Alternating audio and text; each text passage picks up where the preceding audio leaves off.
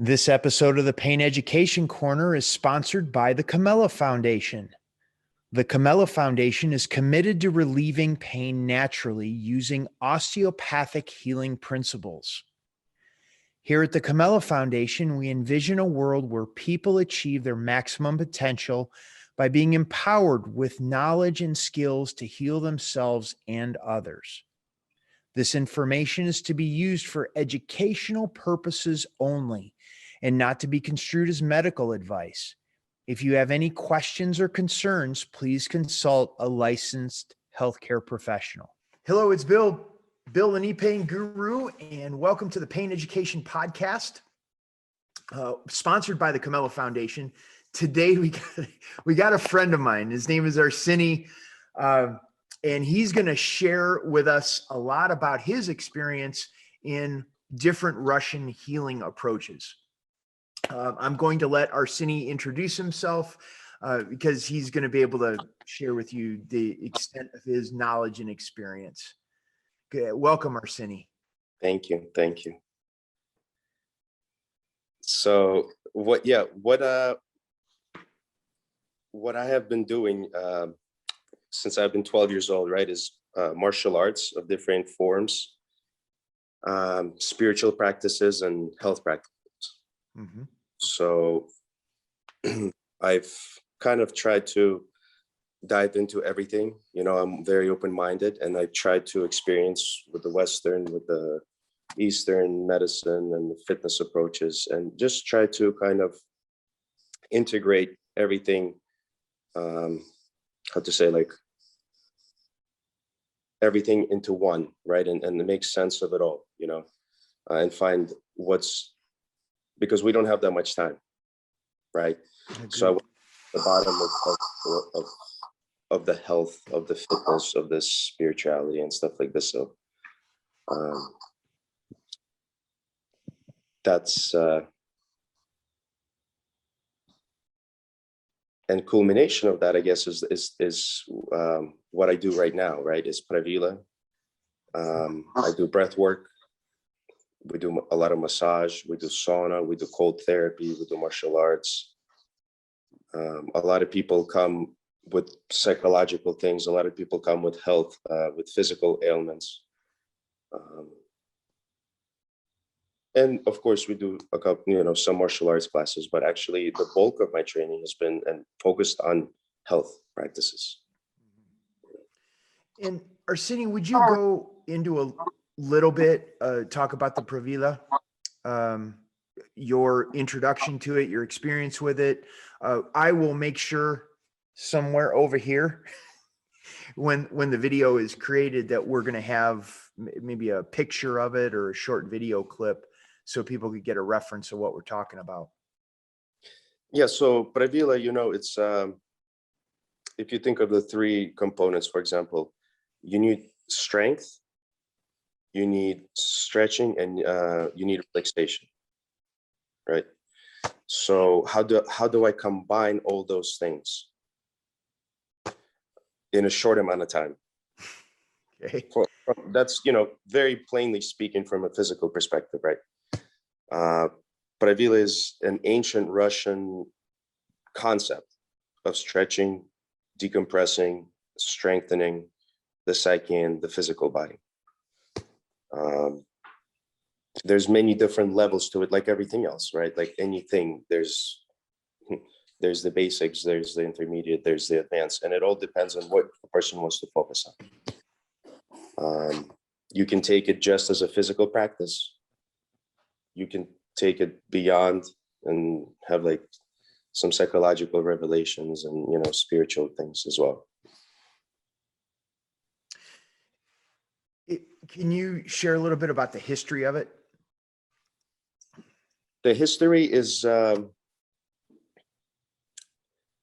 so back in the day, there needed to be a method that a person can get ready in a very short amount of time for peak physical performance. And when something like that happens, for example, war we're talking about, right? Mm-hmm.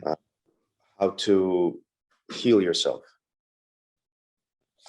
And back in the day, if you think of how life in Russia was, right? For example, in a Russian village, it wasn't like they didn't have like big armies and stuff like this. People didn't have time to train. People needed to work in the field, you know, like things like that. It was a completely different lifestyle.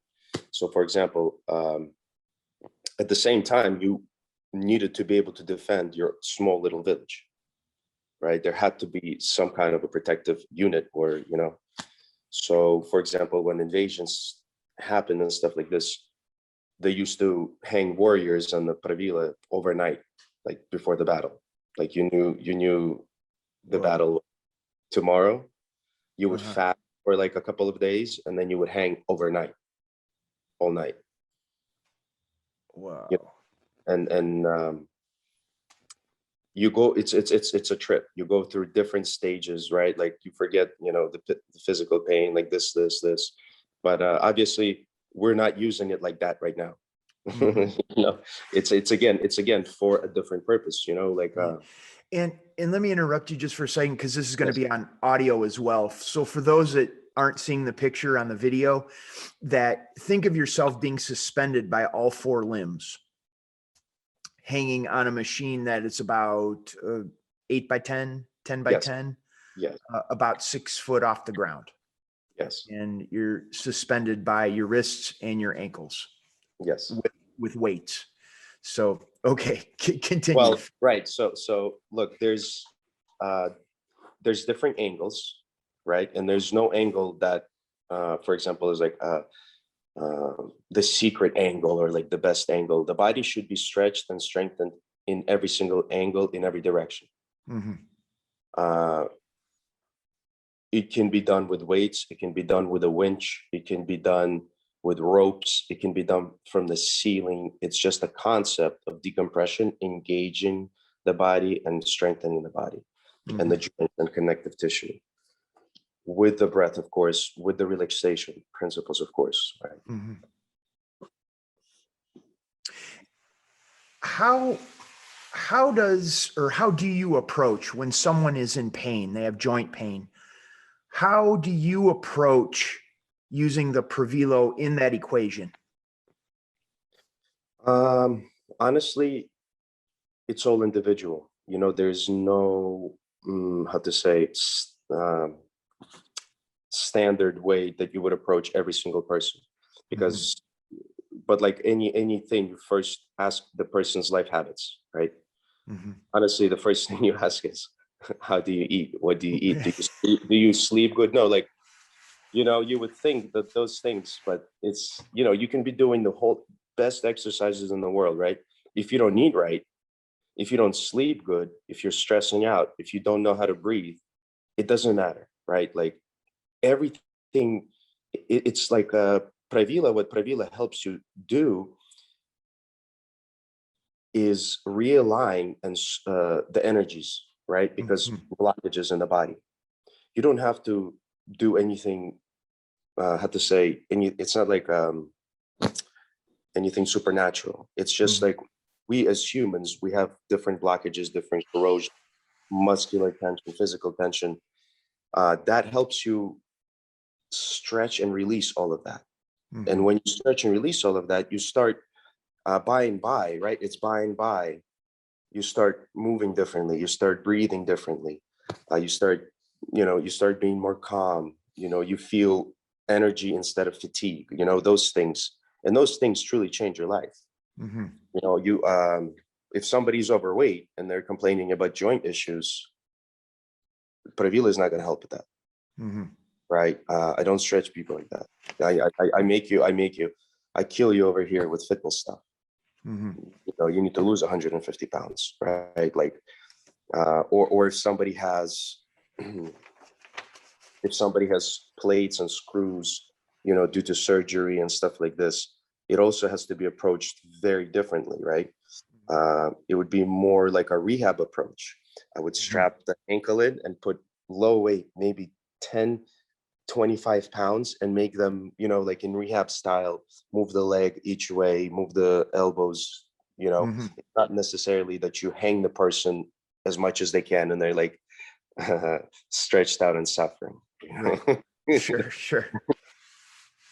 So it's like it's very individual. It's very individual. Or like, I have athletes that are, jiu-jitsu guys, fighters that are getting ready for a competition. Well, that session is going to be totally different, right? Sure. They're getting yelled at and screamed at and push, push, push. So it all depends what the person is looking for. But in terms of pain, I would say range of motion and engaging the body, just like in rehab type settings, right? Moving the joints in various directions with breath, making many reps lightweight, right? Be able to engage the joint to move it around. That promotes blood flow, that promotes healing, How do you view pain? There's a lot of different ways to view pain. There's a lot of ways to describe pain. Some people would say pain is good. Some people would say pain is bad. Some people would say pain is both. What is your perception of it? And I know we've trained in a similar martial arts, so there's transcendence of that pain through breathing and how we can get more in touch with our body. For someone who's been in pain for a period of time, either it be acute or chronic, how are you helping them to understand what this pain is? People take pain personally. And that's, I view that as the number one problem. Not the pain is not the problem. It's how you interpret pain. That's really good. That's really good. To find a person that doesn't have any psychological or physical pain is impossible. It is an innate part of life, right? And whether it's some injury, whether it's, like I said, like whether something happened to somebody, we all go through things. We all have injuries. It's impossible to find somebody that doesn't have any pain, right? It's how you deal with it, how much attachment you give to it, how much you dwell upon it, right? Some people buckle down in front of that pain, and some people rise because of the same situation and the same pain. Even with spinal surgeries, even like with anything, with everything, right? So it's actually more, I think, like somebody's interpretation and psychological state and view on life. Thanks for tuning in to today's episode of the Pain Education Corner.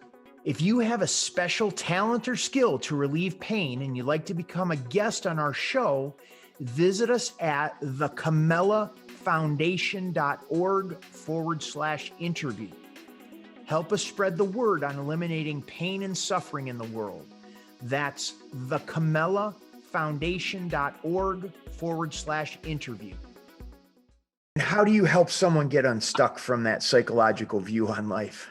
Like how could you jar somebody that I work with people in pain as well, and they tend to have that helpless, hopeless, there isn't anything I can do. I'm stuck. It's always going to be this way. This is just what happens because I'm getting older.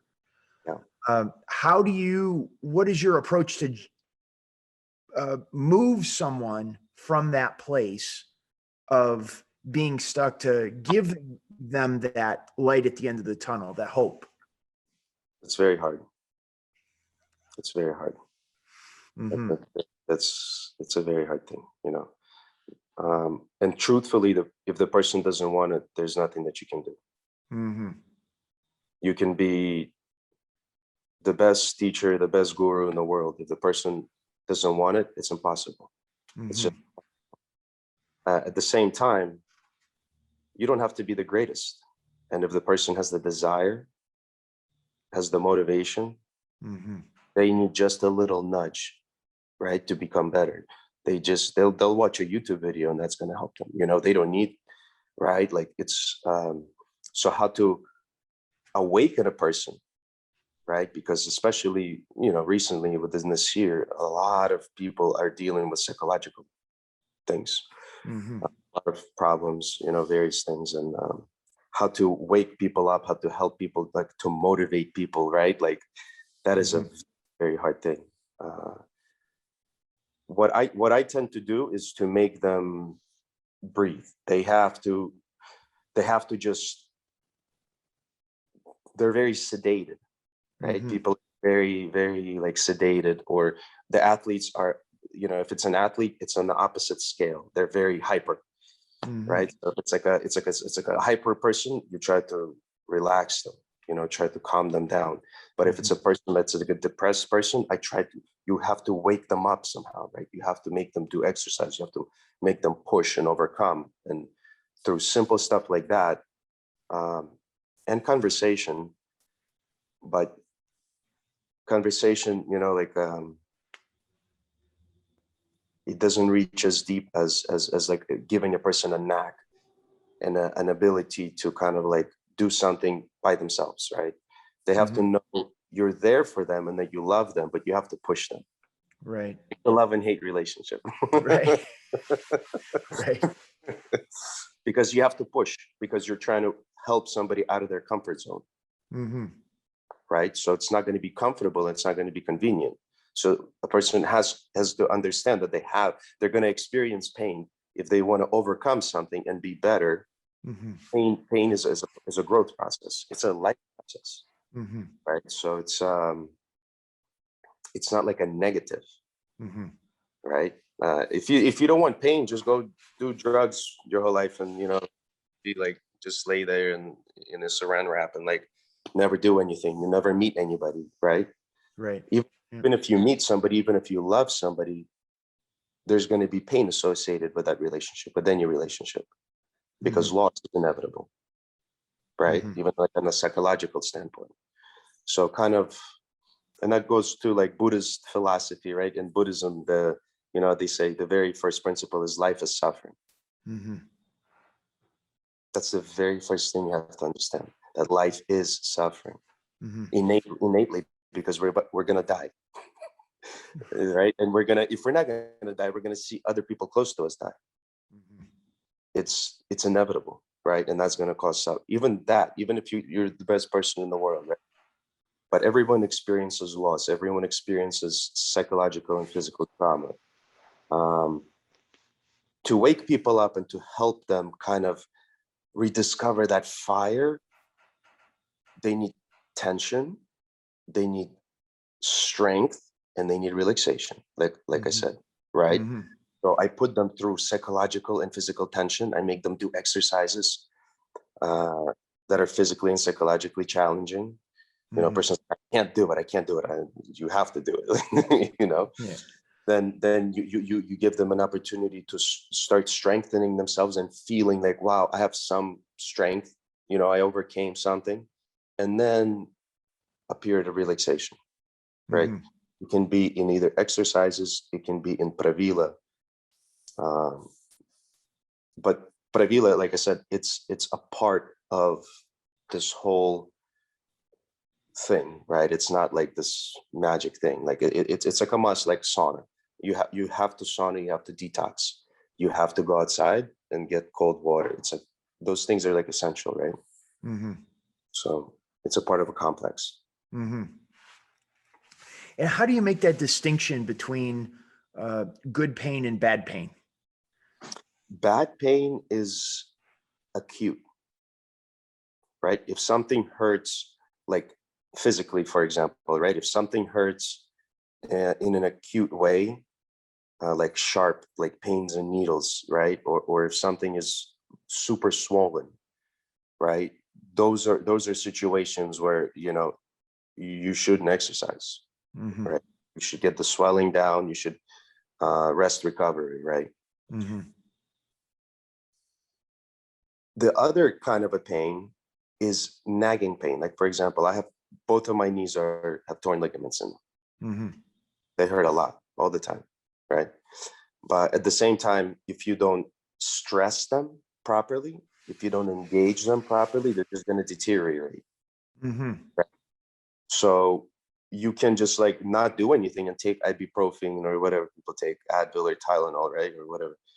Or you can every day, like brushing your teeth, it has to become every day. You give your own, 10 minutes in the morning, 10 minutes in the evening, and do some exercises for yourself to kickstart yourself, to relax yourself. Good pain, like I said, like good pain should motivate you, truthfully. Good pain should motivate you, and bad pain is a pain where you take it and you get like depressed about it. you know And you had mentioned properly working the joint. I see a lot of people more towards the athlete side of things where they constantly push. They're constantly pushing through the pain. No pain, no gain. Pain is weakness leaving the body. They have that mentality of that drive, that push, but it almost seems like it's self-abusive. There yes. isn't a health component to it. How do you make the distinction between the exercise that you're doing that's actually the pain that you're working with, for instance, with your knees, the torn ligaments in your knees? How do you know that what you're doing is actually helping your knees as opposed to like that real type A personality of just driving forward and pushing through it? Well, that's easy. Next day, do you feel better or do you feel worse after whatever you did? Yeah. Whatever, You would like think. it's something you would think. You would think. It's simple, but it's Yeah. Yeah. And this is where I think the psychological component comes in, because there's a blind spot for people with pain that think that that is the only way, the pushing through the pain to drive. And even if it hurts the next day, that means I did a good thing. And I mean, I realize that. I'm getting from you that you realize that that's not necessarily the way to go.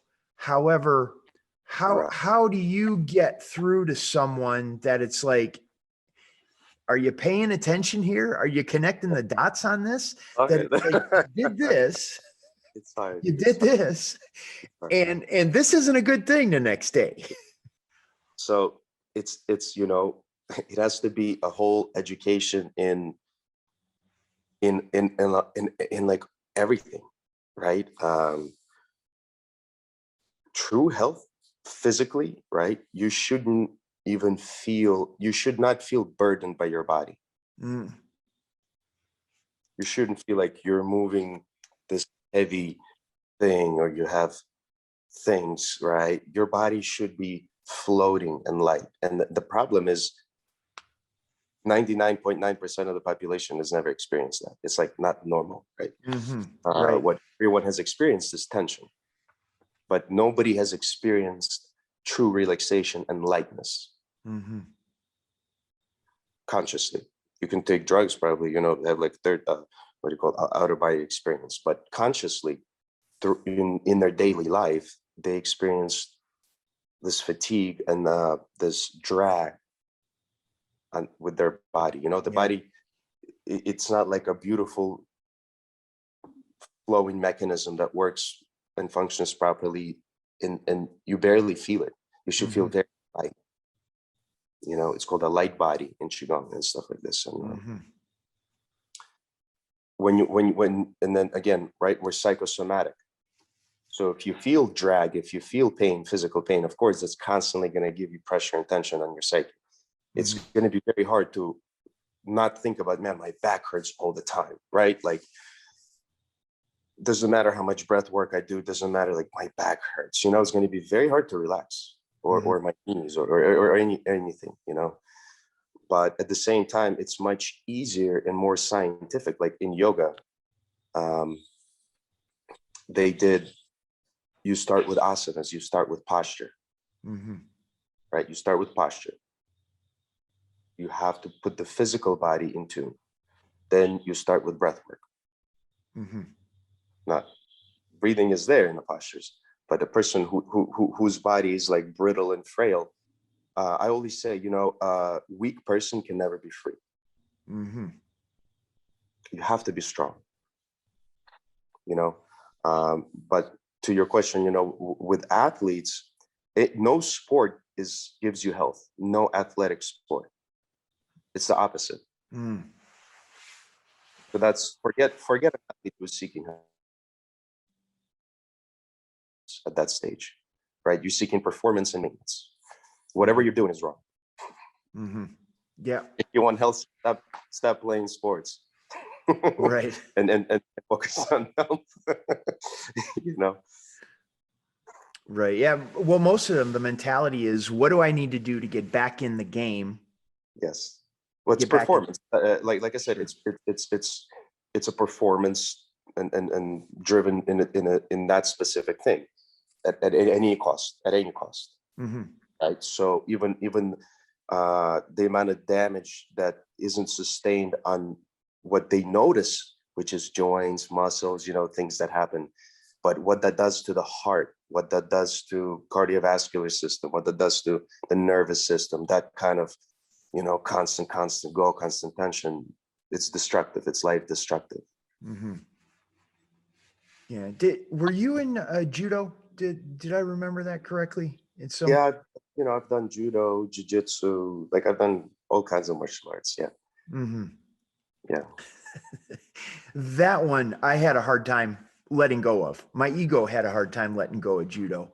Well, once I really did, it was much healthier. Yeah.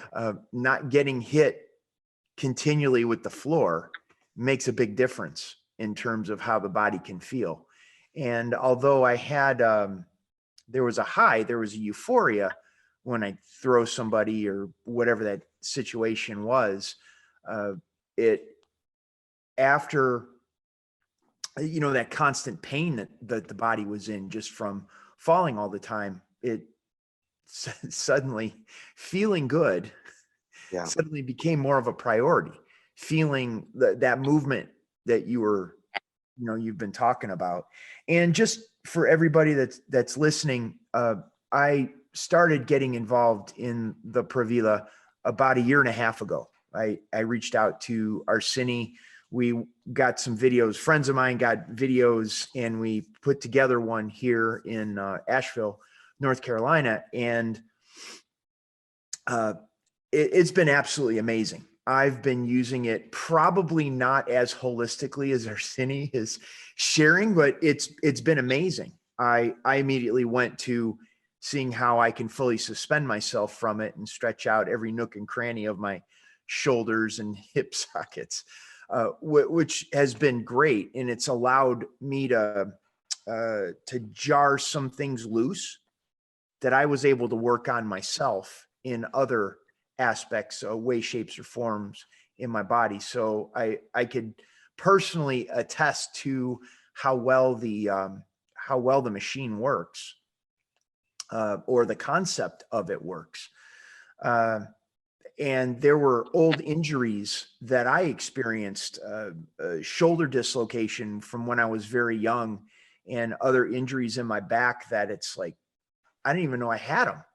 Yeah. Until you get on the machine and you're being stretched in a way that there's no place to hide. Yes. There's no place for that injury to hide. And it is very revealing. And it's revealing not only physically, it's also mentally and emotionally as well. Because you come off the machine and you feel like you're 10 feet tall. Yes. Really tall. However, with all of that stuff stretched out, the physical body stretched out, the way we hold ourselves, there's a lot of mental and emotional constructs we have. That was the follow-on from the machine over several days that I was like, I'm kind of pissed off today. Yeah. And it came out of nowhere. Yeah. Or feeling depressed or whatever it was. It was just interesting, the process of going through that, how that felt with the machine. Yeah. When you start meditating, usually you start meditating and then, you come to your teacher and you say, how come I'm more upset and more stressed out? You're not. You just are aware. Right. Yeah. So with even with Pravilo, you just start becoming aware of your body differently, aware of your inner workings differently. Mm-hmm. So, if you start truly stretching, truly working, right, doing the sauna, doing everything, I have people quit cigarettes. I have people quit antidepressants they've been on for 12 years. Like there's been very, very amazing stuff with it, Mm-hmm. Yeah, one of the pieces that in working with my own clients is that they're at this level of pain when we first start working, and then the pain increases for a period of time, and they're like, what you were just saying about the meditation, that it's not that the pain has increased in their body, they're just more aware of the level of pain that they have. Right. So I completely agree with what you're saying, how it can be very challenging at first when we first begin to that journey down the path to knowing ourselves more. Like what is our physical body really capable of? What is our mind capable of? How emotionally can we handle that and balance between the two? Yeah. Yeah. It's just one of the most important things is just every person needs to understand why they're there, right? Mm-hmm. When the person coming for a session, they have to have a good reason to be there, because people driving 1 hour and a half to be here one way, you have to have a good reason to be here. You have to be very invested and be very serious. You can't take it lightly. Mm-hmm. Otherwise it's a waste of time. And Mm-hmm. like anything else, you have to take something serious in order for it to truly blossom, to truly work, and you have to work at it. Mm-hmm. You can't just like go to somebody and say, here, mister, do things to me, or like, right, like, or a massage guy, or like a fitness guy, or anybody. You have to put in the work. You have to show up. You have to suffer. You have to sweat. Mm-hmm. And I think that's honestly the most number one, like showing up. Person has to show up and do it. And when I hear you say showing up, it's more than just walking through the door. It's Yeah, no, like if you walk through the door and you're checked out, like, psychologically, you're just there. It's like some teenager stuff, like, no, that they can't be, they get slapped with reality real quick. Here, you can't, the training is designed as such, you wake up real fast. And even if the person, but at the same time, I rather a person who isn't psychologically all the way there, at least they showed up, get it? Mm-hmm. At least they showed up, because another person didn't even show up. Right. So even if they're not psychologically there, that person still got their bum over there, right? And is still ready for work, even if they're not perfectly in a psychological state to perform. That's your job as an instructor to help them with that. Yeah. Yeah. That's it. It's so interesting. And I think it goes down that the person needs to want to do it. They got to take the steps to want to improve their life. They want to believe that there is a way out of pain, and you're going to help them. You're going to move them in that direction to the best of your ability, drawing on your knowledge and your years of experience. Right. You have to give people even little bits of hopes, because a person has never felt free of pain, right? Like if you've been in pain for so long, you don't even understand what life is, if it's even possible. You're like, that's not possible, right? So even you have to give people with each session just a little glimpse of hope. Something is like a little bit, it doesn't have to be anything grand, but they have to feel. And that's what I'm saying. That's the difference between health practices and sport, right? Any sport, you leave and you get banged up more. But when you do health practices, you should feel better after a session, right? Like day, you should feel better. You might be sore for sure. You should feel sore. And that's what you said, the difference between good pain and bad pain. Yeah. Sore muscles, like pain is good. Like, that means you did some good squats. Yeah. Yeah. I find encouragement is really important. The more that I've incorporated encouragement, that they can do it, they can accomplish these things, they can work in this direction. I think that's very helpful. Another thing I tell my clients is, sometimes you need me to be a cheerleader. Sometimes you need me to be a drill sergeant. Yeah. And it's a fine line to understand, to kind of get a sense for who I'm working with, at what needs to happen. What has been your experience? The approach to different people is like you said, it's very, like I said, it's very individual, right? It's very individual and based on people's needs and wants. We want to push people comfortably. We want people to come back, to keep working. And like you said, that encouragement, right? Like, and I feel like also like a community. So what I've been trying to create over here is the community sense of positivity, right? Like kinds of people, and everybody's nice. It's very supportive, and that is huge for people. Not everybody has a good support team, like, and sometimes it's good to get away from family and just guys be guys, have the guy time. And it's good for girls to have their girl classes. You know what I mean? All those things is, they're healthy and they're necessary, and that not many people have. Right.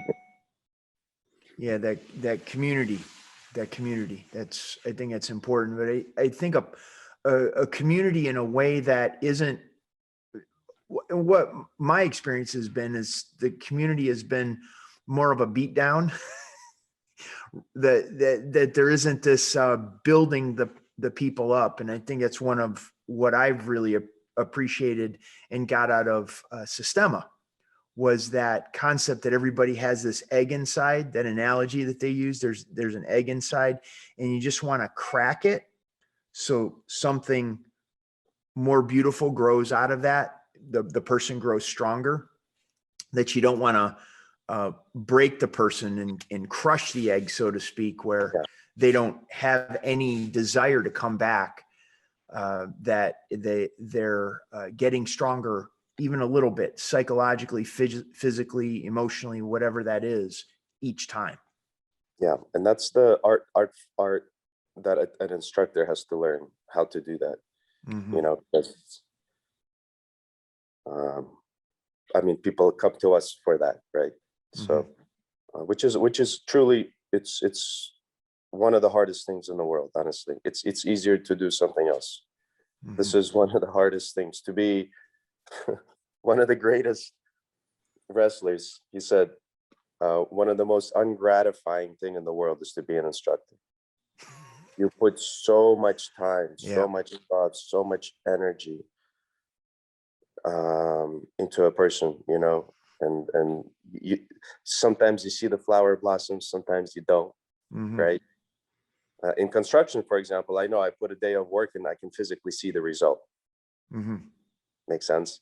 And sometimes, you're putting so much time into somebody, then they move, then or something else. So you don't necessarily, you didn't truly, right? Like it takes years, right? Like with anything, it takes time, and that's another thing. Even with Pravilo, right? From the very first stretch, you're going to feel tension, you're going to feel good, you're going to feel bad. But even the first time, even after a month, it's not going to be the same as it's going to be after 3.5 years, right? 10 years, for example, right? With consistent training, it's going to be you're going to have a totally different feeling and understanding of the exercise, or even a basic push-up, right? So it's consistency, and the people have to understand it's a lifelong commitment. I say to people, it's like brushing your teeth. You brush your teeth every day, right? You eat every day. You should do something good for your physical body every single day, every day. And the saying is, if you don't sweat the day, you haven't lived the day. You know, you have to stress your body. You have to make the body like breathe, live, you know. Yeah, no, that's really good. Arseniy, if do you do coaching or do you work with clients online? Online, I do, but I don't do it as much as I should be. You know, I have like, people have been asking me, especially through this pandemic, you know, to do it more, you know, and I probably should get into it more, because people are all over the place and you can't obviously reach everybody physically, you know. Sure. So it's Sure. And if somebody watching this or listening to this wanted to reach out to you, what is the best way they can contact you? they can, you know, we have pravilousa.com.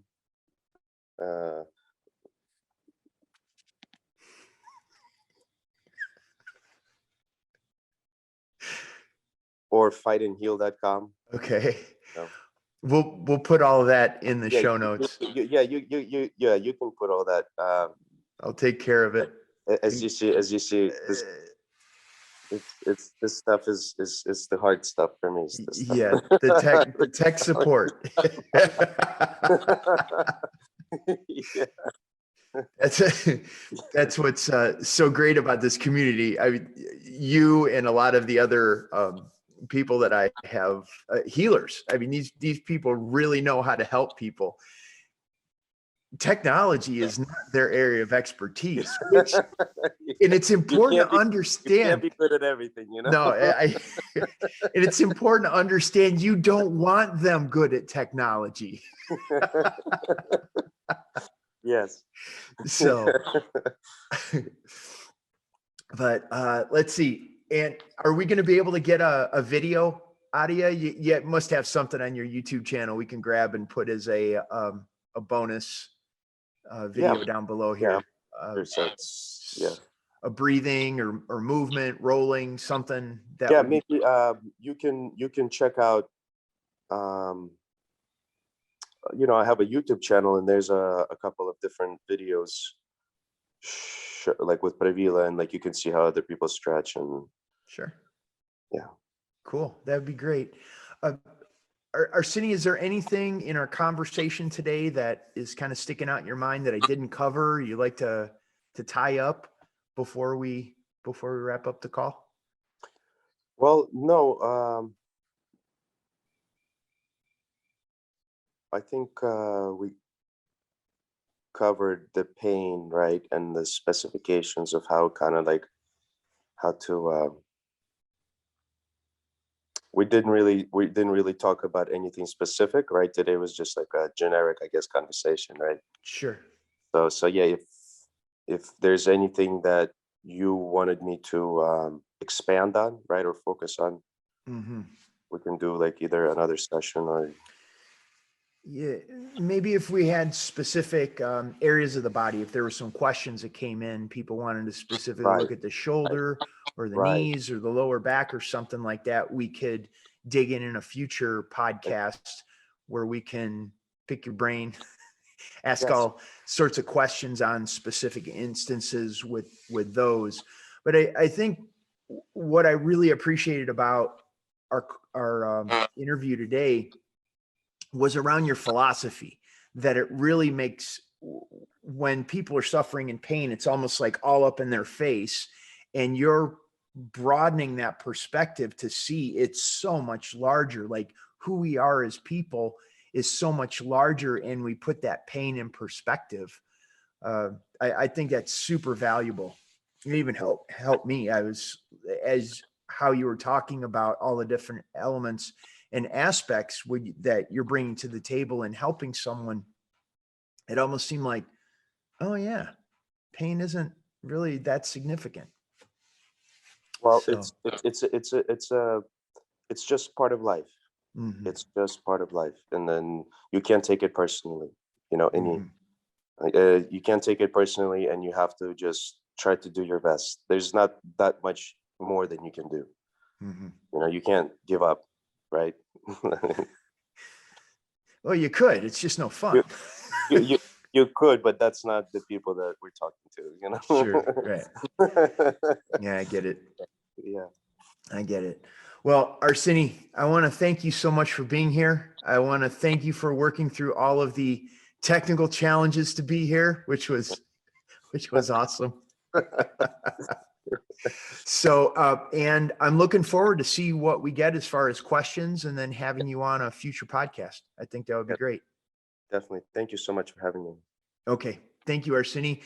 This is thanking Arseniy for being here.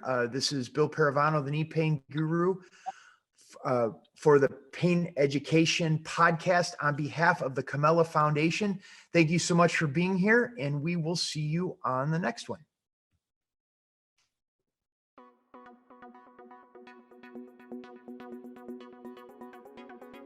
To learn more about the work we do at the Comella Foundation, please visit our website at the Comella, COMELLA foundation.org. Join us next week for another conversation on natural healing methods to eliminate pain.